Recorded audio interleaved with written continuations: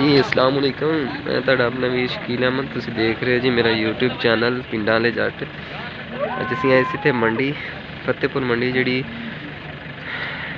ਮੁਜ਼ੱਫਰਗੜ੍ਹ ਮੀਆਂ ਵਾਲਾ ਰੋਡ ਹੈ ਦੇ ਉੱਤੇ ਲੱਗਦੀ ਹੈ ਜੀ। ਐਤਵਾਰ ਦਾ ਦਿਨ ਹੈ 7 ਤਰੀਕ ਤੇ ਤੁਹਾਨੂੰ ਇੱਥੇ ਦਾ ਵਿਜ਼ਿਟ ਕਰਾਉਂਦੇ ਆ। ਤੁਸੀਂ ਦੇਖ ਸਕਦੇ ਹੋ ਜੀ ਮਾਸ਼ਾਅੱਲਾ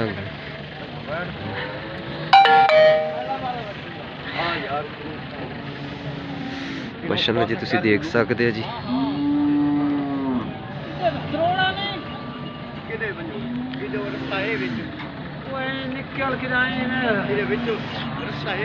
माशाअल्लाह तुसी देख सकते जी वरना वलायती फ्रीजन खूबसूरत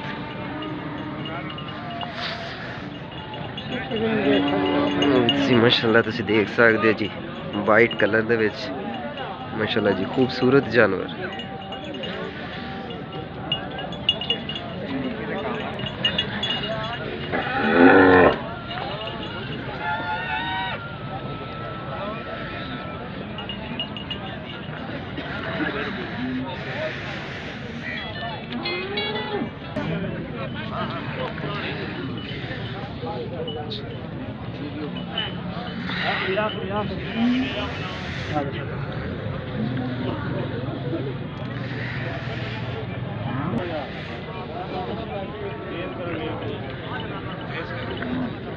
माशाअल्लाह जी तुसी देख सकते जी खूबसूरत जानवर।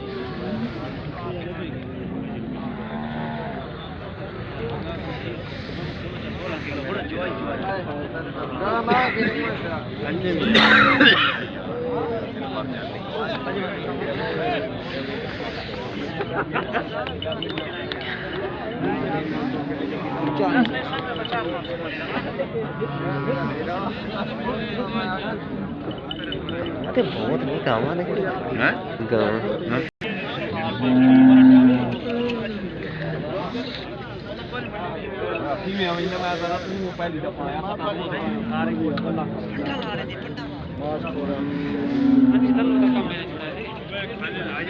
बेशोर बने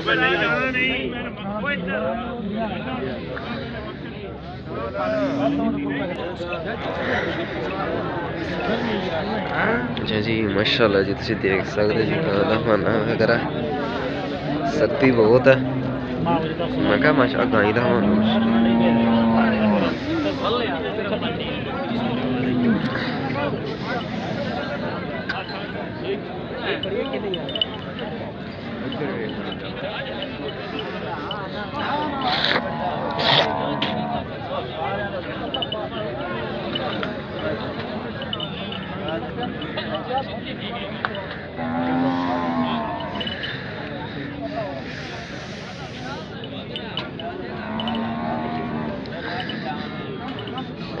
कड़ा माड़ा अगा भी चंगी है दुध चोन लिया थण च।